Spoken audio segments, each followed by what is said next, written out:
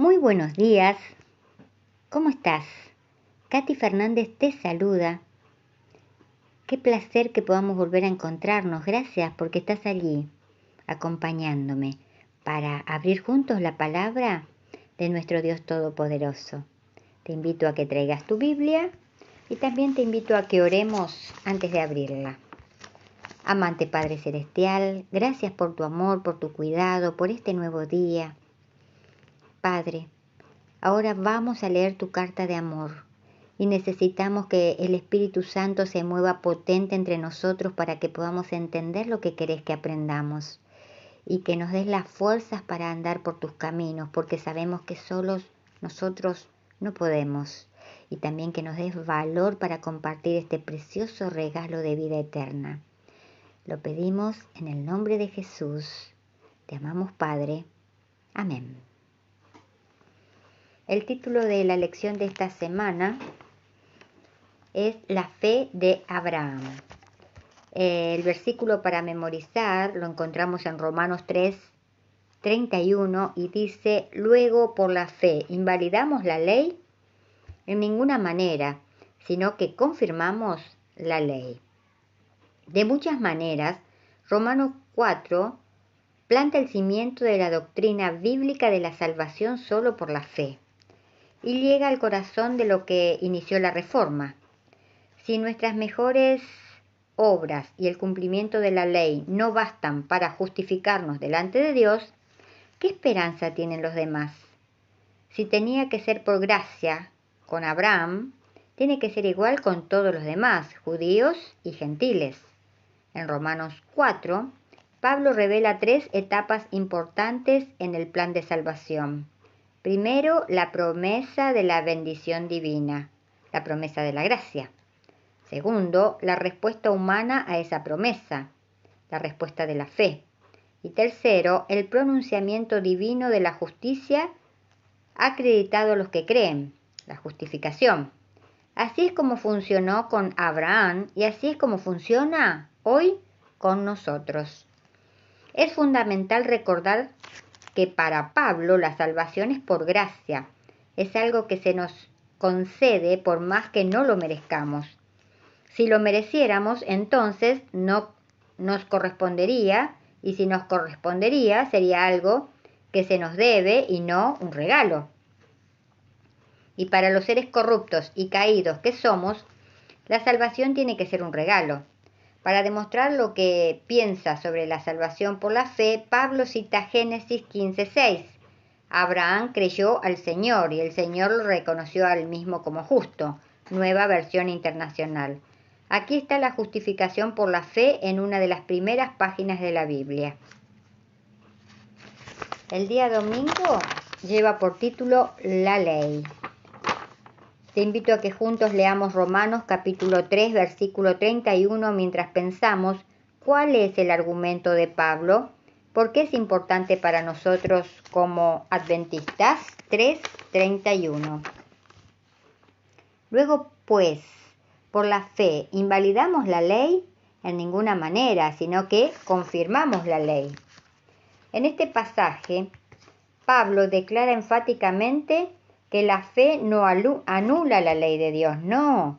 Sin embargo, aun aquellos que guardan la ley, incluido todo el conjunto de leyes del Antiguo Testamento, nunca se salvaron por ella.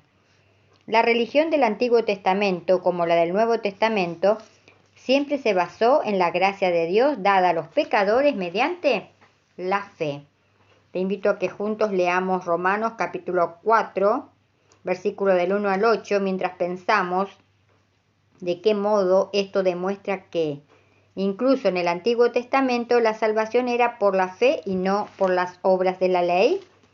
Romanos capítulo 4, versículo del 1 al 8. ¿Qué pues diremos que halló Abraham, nuestro padre, según la carne? Porque si Abraham fue justificado por las obras, tiene de qué gloriarse, pero no para con Dios. Porque, ¿qué dice la Escritura? Creyó Abraham a Dios y le fue contado por justicia. Pero al que obra no se le cuenta el salario como gracia, sino como deuda. Mas el que no obra, si no cree en aquel que justifica al impío, su fe le es contada por justicia. Como también David habla de la bienaventuranza del hombre a quien Dios atribuye justicia sin obras, diciendo: bienaventurados aquellos cuyas iniquidades son perdonadas y cuyos pecados son cubiertos. Bienaventurado el varón a quien el Señor no inculpa de pecado.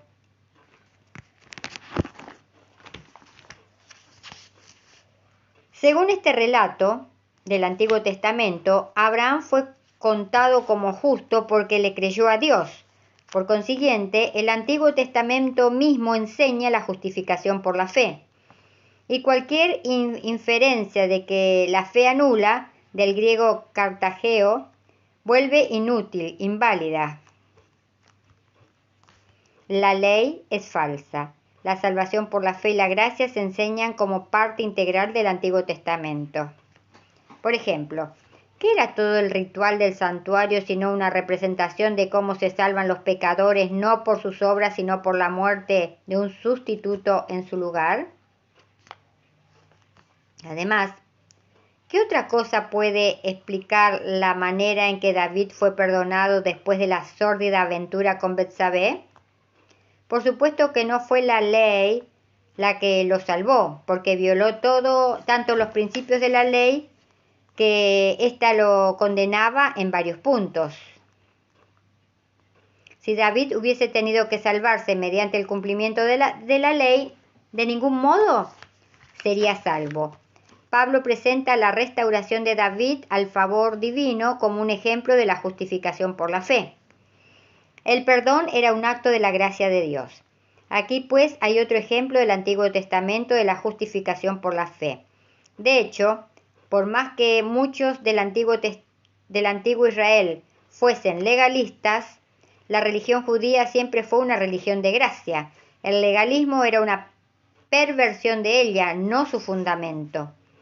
Medita por unos minutos en el pecado y la restauración de David en 2 de Samuel capítulo 11 y 12 y Salmo 51. ¿Qué esperanza puedes obtener de esta triste historia? ¿Y qué lección enseña acerca del modo en que debemos tratar a los miembros de iglesia que han caído? Ahora pasamos a leer la meditación matinal que hoy lleva por título Zarandeados como trigos. Dijo también el Señor: Simón, Simón, Satanás os ha pedido para zarandearos como a trigo, pero yo he rogado por ti para que tu fe no falte, y tú, una vez vuelto, confirma a tus hermanos. San Lucas capítulo 22, versículos 31 y 32. Satanás siempre pone en duda nuestros motivos. Un día se presentó ante Dios señalando la vida de Job, dijo: extiende ahora tu mano y toca todo lo que Job posee, y verás si no blasfema contra ti en tu propia presencia. Job capítulo 1, versículo 11. Tú conoces muy bien esta historia. Job tuvo que besar el suelo de la miseria y la enfermedad, pero su fe no lo abandonó. En el texto de hoy vemos nuevamente al enemigo de Dios juzgando los motivos del hombre. Quiso zarandear la vida de Pedro para probarle a Jesús que el discípulo lo servía por interés y no por amor. Infelizmente, cuando Pedro vio que Jesús estaba preso y que el reino que él esperaba parecía desvanecerse, siguió de lejos a su maestro y negó que alguna vez lo hubiese conocido. ¿Sabías que tú y yo somos el mejor argumento que Jesús tiene para probar al universo que el Evangelio funciona? Es muy fácil seguir a Jesús y decir que lo amamos cuando tenemos la mesa abundantemente servida, los hijos sanos y la cuenta bancaria en orden. Pero ¿qué sucede cuando los vientos de las dificultades soplan en nuestra vida? ¿Somos capaces de seguirlo cuando los pies sangran y las lágrimas corren? ¿Podemos decirle al enemigo que está engañado al juzgar que servimos a Jesús por interés mientras pensamos en las bendiciones que podemos recibir de sus manos? Hoy, Satanás os ha pedido para zarandearos como a trigo, dice Jesús, pero luego promete: pero yo he rogado por ti para que tu fe no falte. El Señor se preocupa por ti. ¿No es maravilloso? Él rogó por ti para que en la hora del dolor no te sientas abandonado. Suplicó al Padre por ti para que Satanás nunca dé una carcajada de triunfo y te vea derrotado. Sal hoy de tu casa con la seguridad de que, aunque el enemigo quiera destruirte, no lo conseguirá. Podrá ser que los negocios no salgan bien, podrá ser que pierdas el empleo o incluso herirte con llagas como lo hizo con Job. Pero por la gracia de Jesús, serás el trigo bueno y no la paja que el viento lleva a ser zarandeada.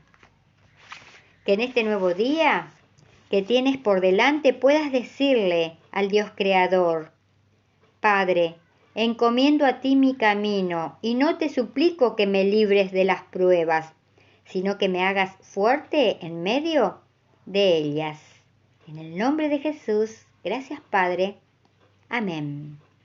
Y recordemos hoy también, si nuestras palabras no ayudan, no confortan, no hacen bien o no alegran, que nuestro Dios vivo nos libre de pronunciarlas.